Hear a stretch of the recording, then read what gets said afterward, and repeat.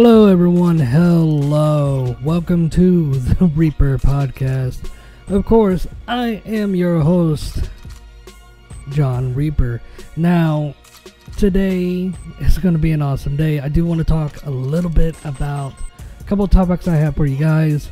I do want to talk about one thing I did saw that really disgusted me. I want to talk about that. I want to talk about the Sean Schemmel versus Christopher Sabat on Dragon Ball Fighters.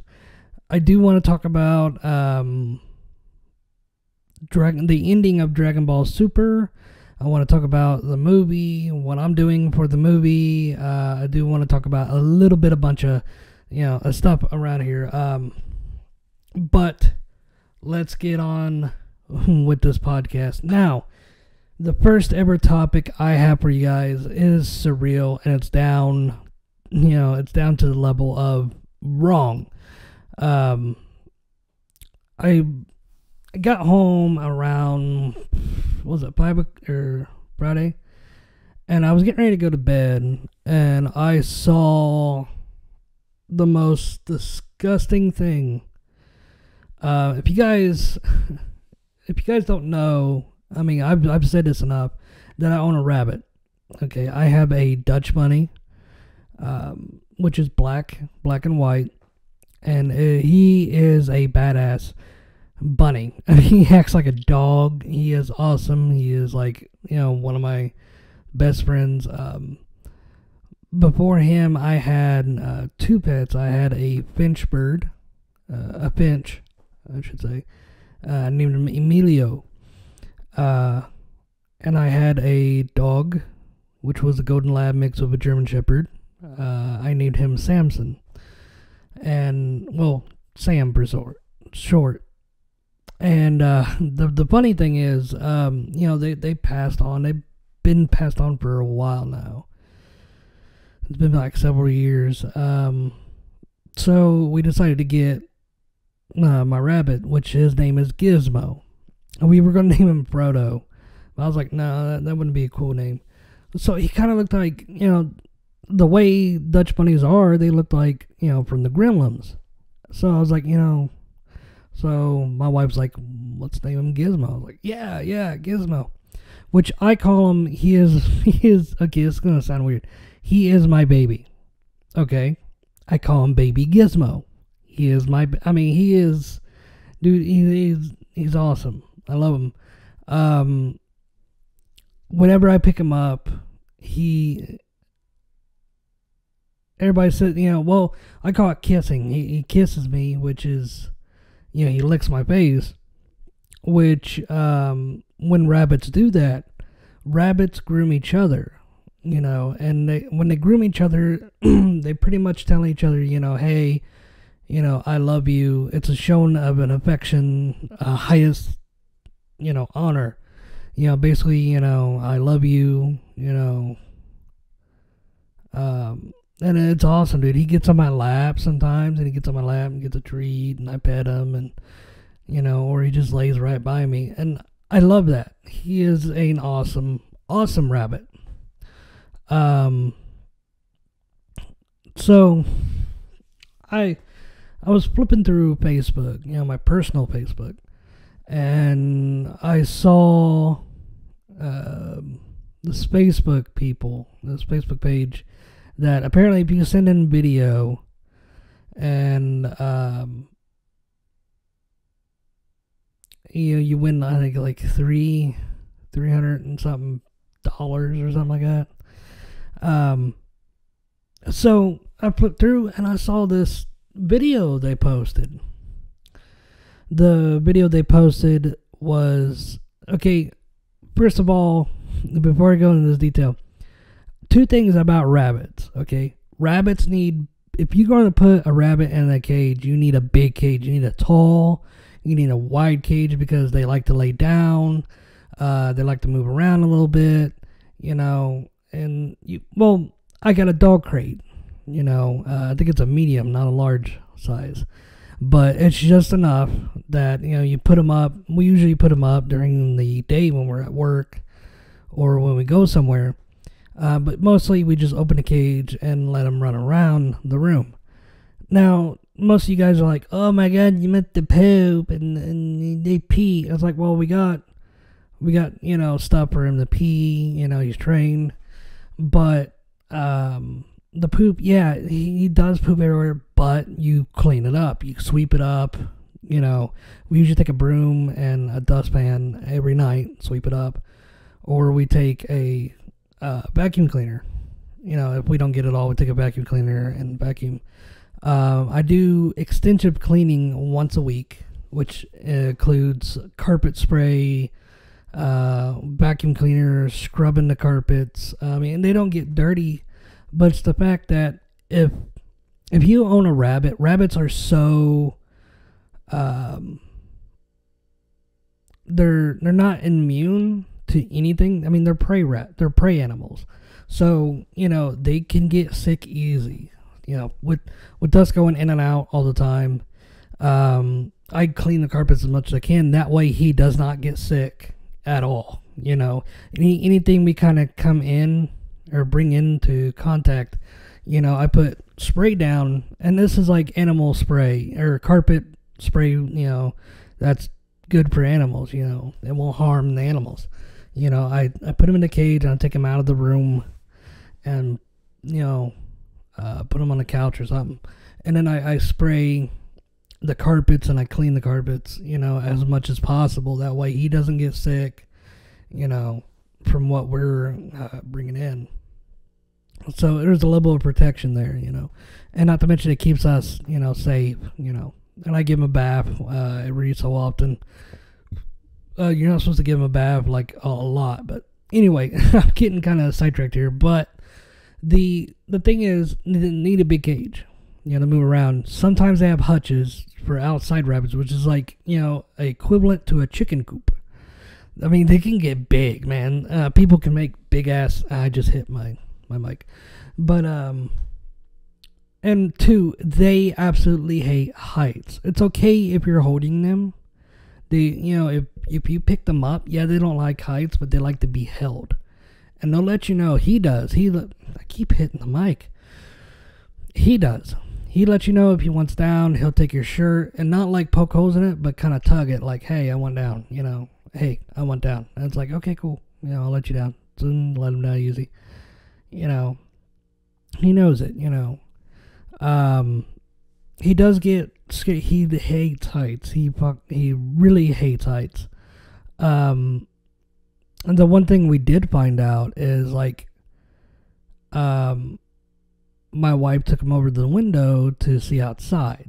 Because we don't want him to go outside because of diseases, bacteria, stuff, insects, and we don't have the means to, we don't really have, I don't think we have any doctors that deal with, we'd have to go out of town, so in a pinch, we can't just like fly somewhere, I try to fix, if something's wrong with them, I try to fix it. But the way we found out was she took him to the window to show him outside, and we're kind of high up, we're like second story, so he gets wide-eyed. And when you say rabbit get real wide-eyed, they're frightened. And my wife put him down on the floor. Well, he ran into his cage, which, sometimes he does that, and we're like, okay. But I think I came in the room and she goes, something's wrong with him. And he was in his cage just taking his back legs and thumping them, and then she's like, he won't stop. So I looked in there and he was just doing it, dude. He was in the corner doing it. So I picked him up and just loved on him. It's like, it's okay. Everything's fine. And he was just, and he was frightened. And I looked it up that rabbits are really, really scared of heights. They hate heights. And I'm like, okay, that's what it was. He was frightened because we thought, maybe a spider or something got in his cage that frightened him. And we're like, shit, that's not good, And we're like, no, that's all it was. She scared him because of the heights. so he was stopping his legs. And, rabbits hate heights. Of course, Gizmo, our rabbit, he don't like the dark. We have a nightlight for him. Yeah, I know. Rabbit's scared of the dark, but, go figure. But anyway, this guy who's in Ohio, right next to my state, does several things to the rabbit, but the one thing I did watch before is he put a rabbit in a hamster cage. And you know how small hamster cages are. They're real small. It's either a hamster cage or a bird cage. No, it was a hamster cage because the top was open. The top was open and he was standing up. Okay. The rabbit leaped into the air. I mean, leaped. Like, he went high. I don't see how he did it, but I know rabbits can jump really, really high from ground up. But he leaped and almost like, he didn't come close to the ceiling, but, it was probably a height of a person standing up with a little bit of their arm reaching up. I mean, he went high and didn't land on the bed or anything. He landed straight to the ground. I mean, you have the dresser and the cage height added on to his jump. And they cut the video. Like, when he landed, you can hear them laugh, and then they cut it. The reason why I believe they cut it was because the rabbit probably squealed from pain because it hit the ground real hard. And rabbits are very, very, very delicate. Like, one video I watched about grooming them, or, clipping their toenails and stuff, is that when you hold him, do not hold him too much. Make sure he's comfortable. If you hold his foot and he tugs, he can actually dislocate his shoulder. I mean, I'm not joking. They are that delicate, You can injure their back with very easy. You can, they're very, very, because they're prey animals. They're not really, designed to withhold pressure or anything, like a dog or anything like that. But I saw that and I was like, oh my God. And maybe they done that and they're like, everything is fine or whatever. No. I looked on the guy's Facebook, and apparently he gets, okay, I'm not knocking the weed. Okay, I'm not knocking that. It's used for medicinal stuff. People use it. Okay, that's fine. I just don't like the herder stuff, that stuff. I don't see a big deal in it, but it's illegal in some states. It's legal in some states, There's been controversy. I like it because of the research, man. They have done a bunch of research for it, that it kills cancer cells and stuff. I don't understand why we're not using this stuff for cures for anything. I don't know why we're not putting much research into it. If it does that, why are we using chemicals that can actually kill a person instead of natural elements that really ain't going to kill a person but can kill the disease? But, whatever. That's my thing. Research. Anyway. So, he makes the animal high. Okay, I know there's people out there that get animals high and they think it's hilarious to see them flop around or to see them act weird, and they're like, ha ha ha ha. Okay, it's not cool to the animal. Okay, when something they think is not wrong, like they have a clock. They're not like us humans where we can do our own thing. Animals have a clock they go by. They have a system. When that system is broke, when that system is kaput, or something's wrong with that system, they freak out. And rabbits can die of fright. They can, trust me. So if something's wrong, like say they get high and they don't feel normal, they're going to get frightened and their heart rate's going to get up. He's actually threatened to chop its head, record video of him chopping its head off. And I'm like, okay, what the hell? And like, he said she busted her lip. So she must have hit face first or bust her lip. And rabbits have those big teeth, you know. So I don't know. Look, here's the thing. I mean, I'm pissed. Okay, I'm literally pissed. I mean, there are people out there that don't give a shit like this. They don't care.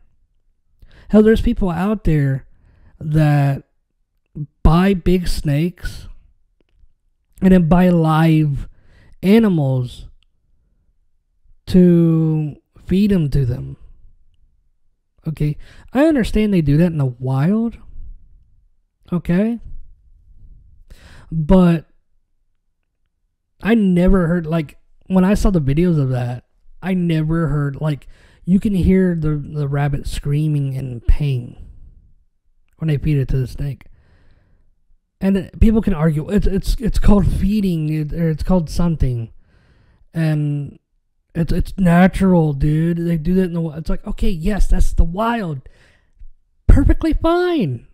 Okay, you have the snake in the wild, you have the rabbit in the wild, the snake catches the rabbit. That is fine. That is fine. Okay? I know. Animals. Wild. That's how the nature thing of it. But you have a pet. It is a pet. It is no longer wild. You buy animals that are already dead. You feed it to the damn thing. Okay? I know you can buy dead mice and feed the mice to the snake. I know that for a fact. You know. But I don't like it. I don't like it. If you're going to buy an animal, to be honest, snakes are fine as pets. I do have some things as like, no, you know, because they can get out of their cage, you know. They are very sneaky, very, very, very sneaky and powerful. They can lift up stuff. I know one snake, it was a corn snake, and they put rocks on top of the cage. Well, that snake picked up the thing, pushed to the side, and got the hell out, you know, and they can be strong. But anyway, back to what I was saying is, if you're going to have an animal, okay, treat it with respect, you know. Don't buy an animal just to have entertainment out of it and get a laugh at it while you cause it harm. I don't agree. I don't agree with that. You know, it sickened me. It made me feel real sick. You know, I got sick to my stomach. And I couldn't handle it, dude. I couldn't, like, I got so upset to where I'm like, I was obsessed, and I was like, I didn't blast him or anything, but my personal Facebook page, I kind of just put it out there, and it made me sick. It made me sick to my stomach.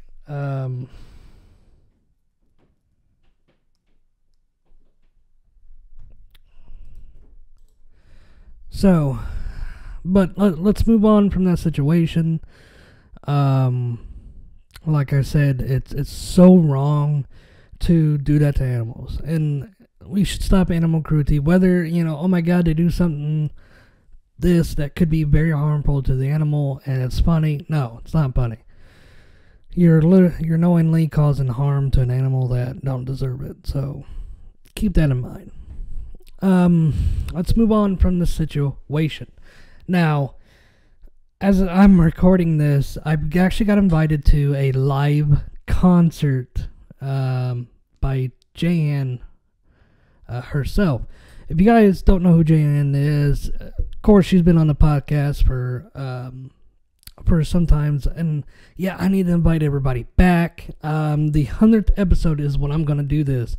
So this is episode 98. So I got one more episode to go. And then the next episode would be the 100th episode. So I need to get started on that, you know, just to get everybody back in. Nico, Jahan, And I don't know how long. It's probably going to be long. I'm going to try to get as much people in as I possibly can in time slots. So, yeah. I've been thinking about... Oh, and before I move on, that she actually dedicated one song to me. So, I'm very excited for that. I've known Jane Hand for a while now, and she is an amazing singer. She's awesome. She improves so much. If you look back, singing, she does okay singing way back then. But in like each video, dude, she improves each time. Her highs, her lows, it's like, okay, she could use some little bit of that in the next video you watch. Boom. It's like, that's improved. It's like, wow. It's amazing to watch her improve the way she does in singing. And it's very amazing. She does amazing work. I'm so glad to see her still continuing to do what she does best. And I wish her the best. She's an amazing singer. She's an awesome person. Very awesome. To be honest, if I do become, or when, I don't say if, I'm saying when, okay? When I become a successful YouTuber / voice actor, whichever comes first or the same, that I'm thinking about traveling to go see Simon and to go see her, and to go see a lot of people. I want to go to Japan to see Kojima-san, if he would take me in and be like, hey, take me in, and go see Konami as well, maybe take a trip to go see Peeler, meet up at a restaurant or something, be like, hey, Robert, dude, I'm at this place, you want to meet, and talk, and just, because, dude, I don't want to talk to get secrets or anything. I want to talk to get to know these people. For the time that I've talked to them, the people are just amazing people, and that's what I love doing this. I love doing YouTube. I love doing voice acting because you get to know people, and it's so amazing to know people around the world. It's screw religion, screw politics. Once you get to know a person, their lifestyle, their habits, their hobbies, what they like to do, it's an amazing thing. And I've in my life, I've only got I had a lot of personal friends, where they physically come to me. That has whittled down a lot since I've been alive. It's whittled down to probably a handful of people, maybe like three or four that, that I could hang out with. And that, to me, that is sad. It's like it whittled down. But I say, when that happens, people have their own lives. They have other responsibilities to take care of. I totally understand that. But then I gained, when doing YouTube and being in the Metal Gear community and voice acting, I've came into contact with so many great people, and it's so awesome. It's really awesome. Just talking to him. I haven't really got to talk to anybody lately. I've just been in all-out production mode because I was so far behind. Here is what I used to do. I used to record a shit ton of videos and then have them all put together and then just upload them to YouTube and date them to where they release. And I did that so often, I know the relevant thing is to upload clothes, but with my internet and my scheduling, this is what I have to do. If I become full-time YouTuber / voice actor to where I rake in some money to where I can get better equipment, better internet, if I can get better internet, dude, I wouldn't have to worry about that, to where I have to upload when nobody's on the internet, because when I upload, it bogs down the internet so much, to where you can't even watch videos, you can't even do anything, You can't even game online or get on the internet. You can game, but internet features would be kaput because it takes so much out of it. And I would like, to be honest, to get a separate internet connection, so that way I have my own private connection to where I don't bog down anybody else's internet here, that I just use that internet for this computer and my laptop, maybe my gaming stuff down here, so that way I don't bog the internet and mess everybody else's stuff up, so that way I can upload more. But anyway, that was that. And so when this comes out, I've already heard stuff would be already done. I cannot wait to watch the concert. That's gonna be awesome. But anyway,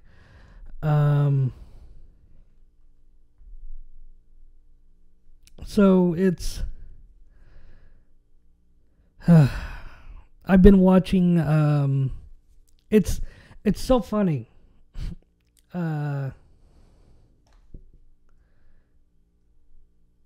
It's so funny that two of my most favorite animes are ending. Well, maybe. I've got wind that Iron Blood Orphans ended its last episode in Japan. And it's like, what? It was like episode 50. And it's like, no, I don't. To me, whatever it looks like, I mean, at the end, if it looks like it's like done, that, I mean, you gotta think that, Iron Blood Orphans, the only thing that's done is, free, they free Mars and they don't really have to fight anymore, and, stuff like that. I can understand that, but Iron Blood Orphans, God, it is extremely awesome. Johnny Yonbach does an excellent job. Okay, I mean, he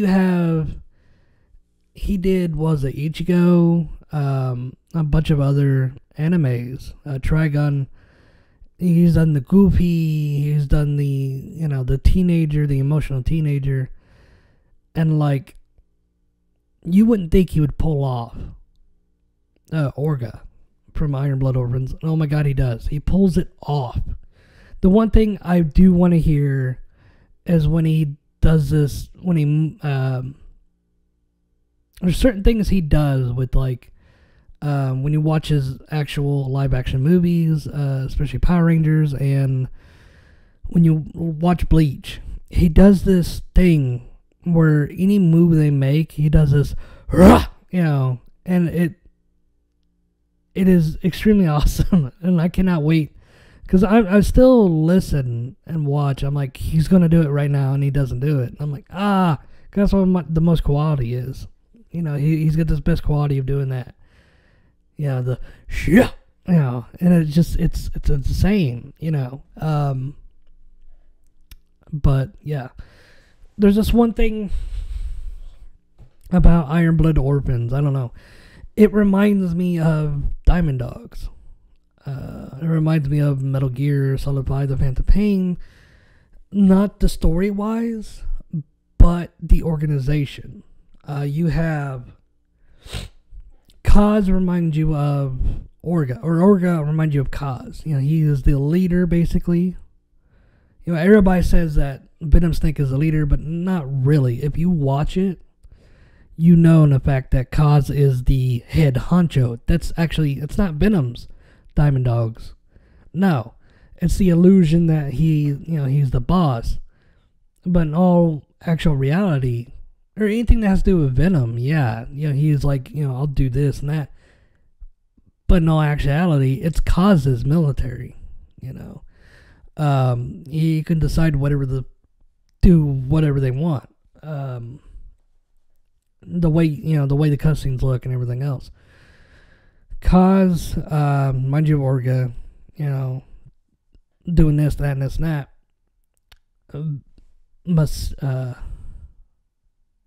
Mizuki? I don't know how to pronounce his full name. But the one that pilots the Barbatos, which is oddly nicknamed the Demon, he reminds me of Venom. He's very quiet, but when he speaks. And he, how Venom looks at Kaz and goes, tell me what to do. Tell me what to do. So he does the same thing to Orga, tell me what you need. Tell me, I'll do it, And it's the same situation. And I've noticed, like, in Diamond Dogs, I noticed the kind of switch that happens where he's going, tell me what I need to do. Tell me how you used to, There is a switch that happens that goes from Kaz telling Venom what to do to switch into where Venom does whatever the fuck he wants to do. And it's like, you know what? You could tell me what to do on some stuff, but there's a lot of stuff you ain't going to tell me what to do. Mizuki does the same thing. In the beginning, it's like, tell me what to do. I'll eliminate anybody. But when it comes to the Gundam, he's telling him, no, you're not piloting it. Then it kind of does the switch, the Venom switch, to where he's looking at him going, fuck you, I'm doing it, and he does it. It just reminds you, because you got this organization that's wanting to survive in Diamond Dogs. Same goes for Tekkadan and Gundam. And it's extremely awesome. I love the comparisons they make. If this guy is not a fan of Diamond Dogs, I don't know what is. I think this came out before Diamond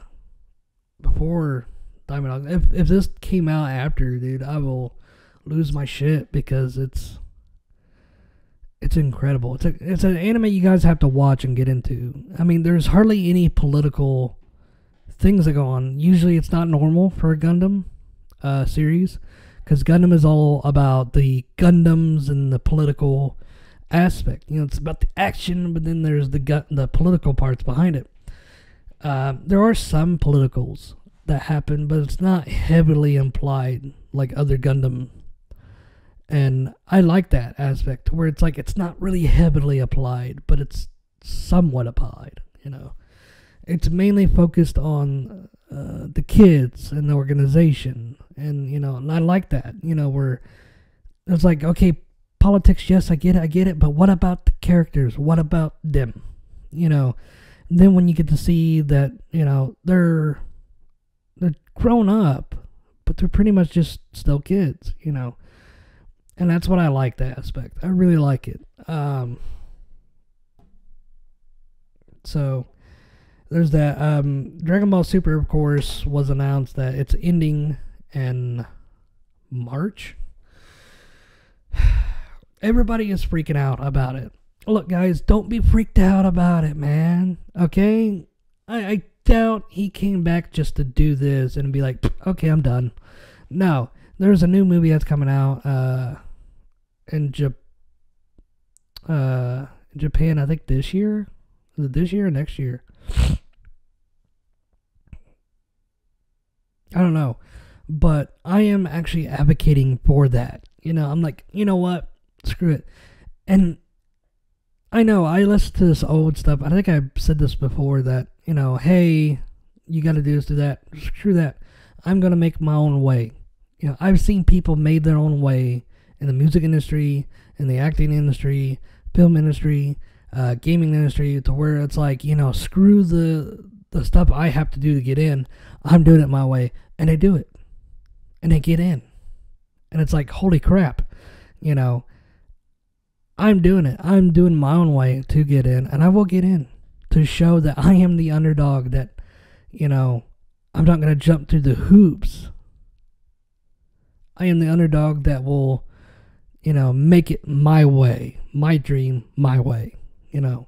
So it would be awesome. I mean, like, I'm still going to see it. I'm not going to be like bummed out, like real hard if I don't get it. It's like, oh, I'm not in the movie in the English dub. Oh, well, you know, I'm not going to do that. I'm going to actually just be like, you know, cool. You know, I'm going to go watch it. It's Dragon Ball. I don't care, you know. But I do believe it's a chance to show that underdogs like me could get in. People that love, not want to do it for the fame, not want to do it for the money, not want to do it for anything else, but it's their passion and they love doing it, and they love meeting people that strengthens the, you know, their character. I love it. Okay, I'll do that for the people, because I am for the people. Yeah, sorry, I went on a little mumble. But the studio is coming together. I've been upgrading the studio quite a lot, and you guys are going to be just excited about it. And I'm excited, to be honest. I'm amazed. It's just like, oh my God, you know, I love it, and I cannot wait. I cannot wait to show it off once I get done upgrading what I need to upgrade. I'm almost done. Just a little bit of stuff here and there for when I get my taxes. When I get my taxes, I'll be upgrading the studio fully and finally, to where I'm like, okay, it's upgraded, it's done. I'm gonna show it off. Does this mean I'm gonna stop upgrading? No, I'm not gonna ever stop upgrading it. It's gonna be like, I'm gonna do more, you know. So, yeah, I'm still working on the anime, or not anime, the theory videos of Metal Gear. I'm still working on those, you guys. Just be patient. I know Python 2nd has one coming out soon, very, very, very soon, and I really, really hope you guys can, you know, stay with me on that. It's taken me a while, because I'm trying to get all these videos rendered and done and uploaded, so that when I make more videos, I can have them already getting ready to be rendered. But it gives me enough time to, you know, get like a couple of weeks just to go and, you know. Mainly I've just been writing the scripts, getting clips, and learning different stuff. Yeah. And it's very hard to do, especially writing this stuff and making sure it's clear, making sure everything is good. Sometimes something happens to where it's like, you know, I type too fast and it's wrong, and it's like, no, I put it on YouTube already, and it's like, no, Grandma Nashi's going to hit me, you know, but whatever, you know. So it's very hard.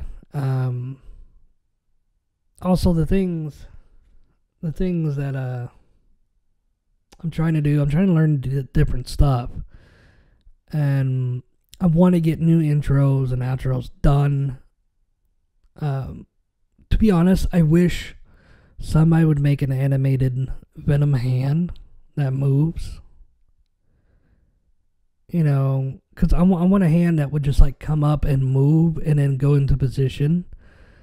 I want somebody that can animate my Reaper skull to like laugh, you know, or blink or do something, you know. To me, that would be cool. But I'm trying to figure out how to do stuff, and yeah, to be honest, I'm learning as I go along with stuff. I'm not like, I'm not saying I know what I'm doing, but I don't. So yeah, I'm actually got a surprise for you guys. since I am playing Metal Gear Solid again. This would be what? The third time? The second time it was like shit, and then I made it the third time, or the first time was shit, second time was still shit. So I redone a third time of playing it, and I know it's going to be right this time. I do want to address Doom. The reason why I'm addressing Doom real quick, it's cursed. It is absolutely cursed. 2 videos already. No, 3 videos already where it's junk. To where, for some reason, it will not upload in my program. It's good. I mean, I can watch it all the way through, but it won't do it for some reason. I don't know why. And I wish it would just, like, fix itself. So, yeah, and really, I just want to get Doom done. I just want to get it done and over with. So I can move on to other stuff. And, yeah. Doom. But anyway, the surprise for Metal Gear will be when I play Rising Revengeance. Well, the first surprise would be Metal Gear Solid. Second surprise would be Rising Revengeance.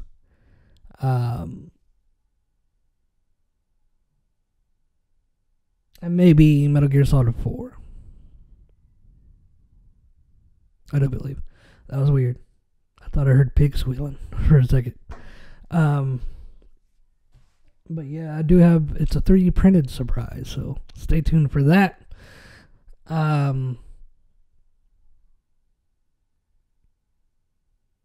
So I just can't wait for everything to be done.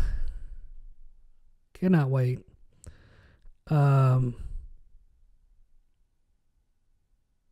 there's just a lot of, I'm tongue-tied at the moment because like 1,000 things are running in my brain and I cannot think, and I'm getting kind of stuffy, so I'm sounding all you know. I hate that aspect of me. And so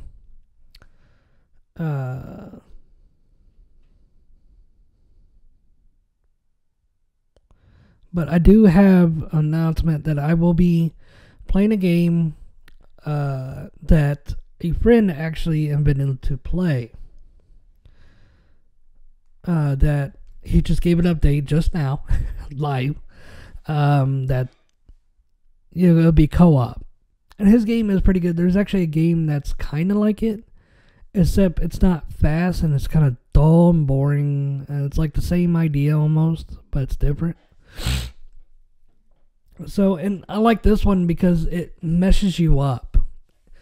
And what I mean it meshes you up is, I mean, if you don't time it just right, you actually walk backwards. Well, not backwards, but you'll turn around and you just walk off the screen. It kills me, dude. I love it. Because, like, you just mess up and it's like, no. Whoop. It's like, screw you. I'm not going that way. I'm going this way. And it's so funny. I love it because it's funny. And if you don't watch what you're doing and you lose concentration, you just go right off, and it's funny. I also found out that I have a southern accent. Like, I could do the southern accent, I mean. Because we were all joking about it this weekend, and I just went into a southern drawl, and it was funny, you know. And, like, I was acting like, you know, the old southern people, you know. Just going back going, I do declare that the heat must get into me. Darling, would you be so kind to patch that towel over there? I need to drench the sweat.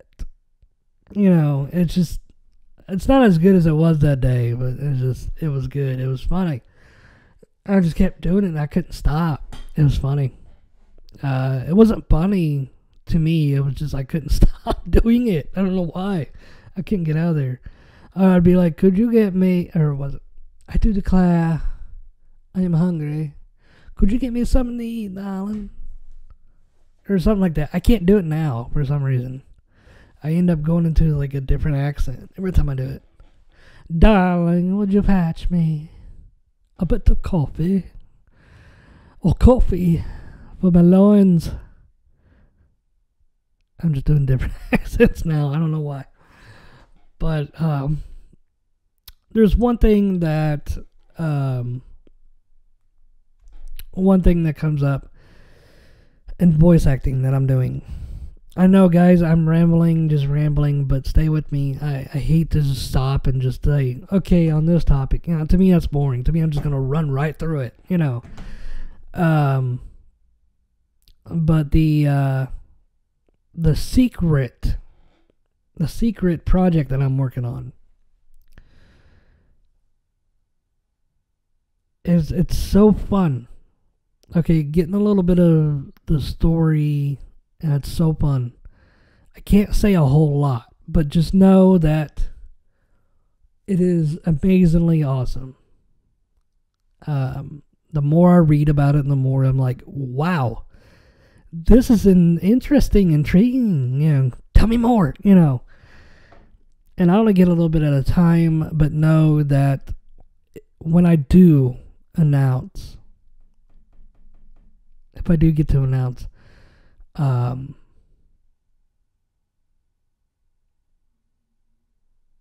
just say, I can't say anymore, this sucks. I want to tell you guys, but don't worry. I'll have behind the scenes stuff with this, So, yeah. But anyway, the voice acting is going great. I've done all those auditions, like I said. I've gotten 2. One is Secret Project, and one is the Diamond Dogs, of course. The other ones, I don't think I got any. I'm just going to start auditioning for more stuff. Funimation, hey, guys, come on. Get me in there, Also, Jacob Browning. Get him in the movie, too. I'm advocating it. Okay? Here's what it is. Brian Drummond, the guy who did the original Vegeta. Get him in, since Christopher Sabat is doing his own thing. Get him in, get him, I don't know about Second Street. I don't know. Because it'd be kind of weird hearing Bardock's voice, but Christopher Sabat, Sean Schimmel, me, Jacob, I don't want to say his name wrong. I want to say Browning or Browning.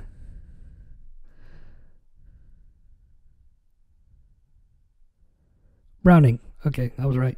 Jacob Browning and Brian Drummond or whatever. Please, come on, Funimation. That's the 5 Saiyans you need. I do believe, if I can count right. Yeah, 5 Saiyans, dude. If you're gonna do what I think you're doing, come on, that's us 5. Easy.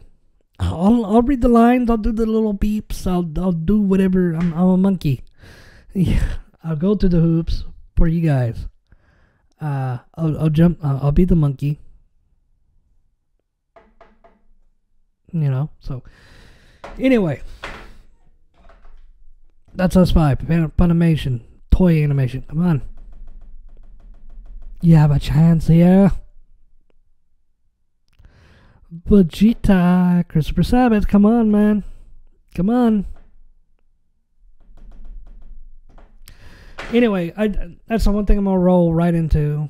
You guys have been waiting for this all this 48 minutes. One quick. Okay. Now, if you guys did not know about the Christopher Sabat versus Sean Schimmel in Dragon Ball FighterZ, Goku versus Vegeta, respectively. Oh my god. I watched the match. It was a total beatdown. Okay? It was a total beatdown. To be honest, I was rooting for both. I was kind of hoping they would do like a draw. Because that's what usually happens in the usually either Goku comes out on top or ends up in a draw somehow, I was kind of rooting for Sean a little bit, but Chris was taking it way too serious. That, I was rooting for him too. Dude, Sean played like I did when I first tried Fighter Z without even learning the instructions on how to play. Just got his ass kicked. And he kept blaming it on they changed the buttons on him. And of course, the game was sent to his accountant, so he didn't get to practice. Apparently. So Chris has been practicing a lot. And it's so... Chris just dominated it, dude. And it was just funny because at times he would just stand there and let Sean hit him. And, I think like the first time, like Sean stepped back and he was like, wait a minute, he's letting me hit him. Why? He would like boop boop and then he would stop and then boop boop and he just still stood there. I'm like, he's letting him. I think he realized it at the end, but at the end he's like, screw it, I'm just gonna do it, But Sean came close a couple times, and they voiced their voices respectively. The team for Sean Schimmel was Goku, Goku Super Saiyan, and then Goku Super Saiyan Blue. And then Goku Black. So, Chris was Yamcha, Piccolo, and Vegeta, of course. Super Saiyan Vegeta. He wanted to go Super Saiyan Blue, but for some reason he couldn't pick it. I wonder why. That was weird too. But they did it at the esports stage. And I didn't watch it live. Like, I was going to, and, like, I totally misinterpret the time, and I was like, okay, this sucks, so I watched it, and watched the after show. It was extremely awesome. Chris, I gotta say congratulations. I liked it when he came out and goes, and does the Vegeta voice, like, alright, where's my belt? Put the belt around my body. It was just extremely insanely awesome.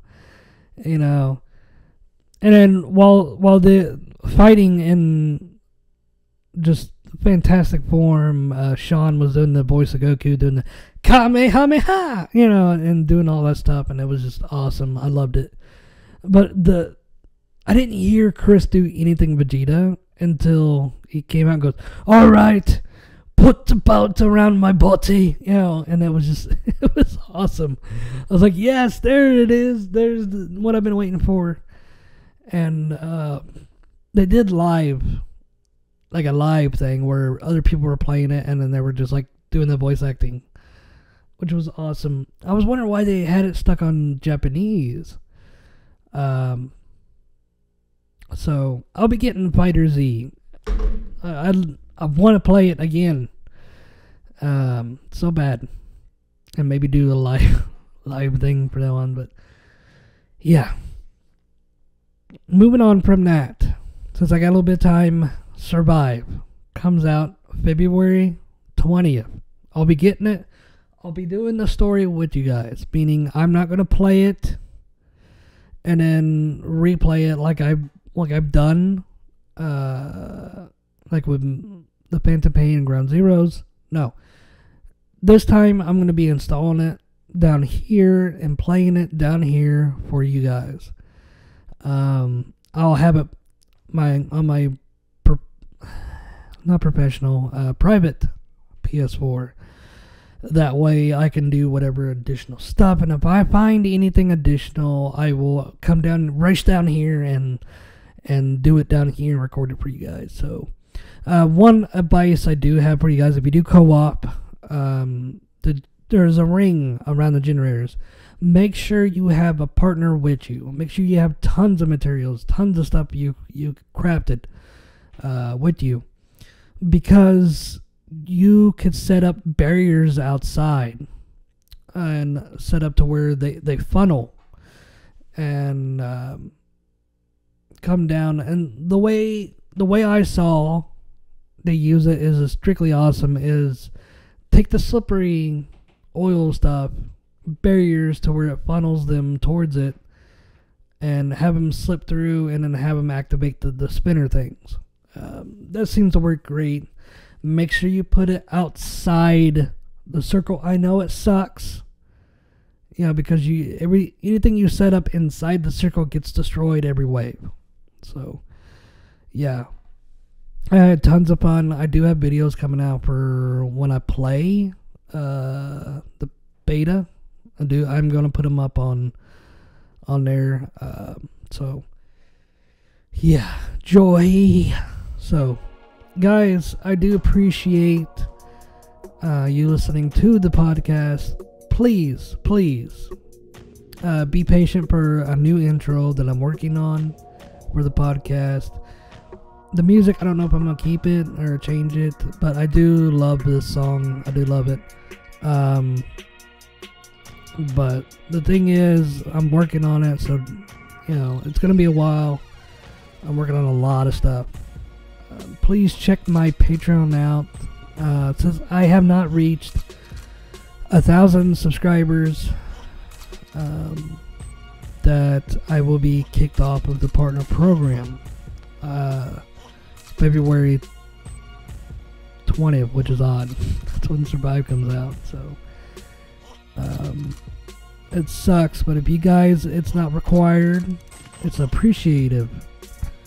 I will change it to where it's like way cheaper, than anybody else. Screw everybody else's Patreon. Mine's gonna be cheaper and better.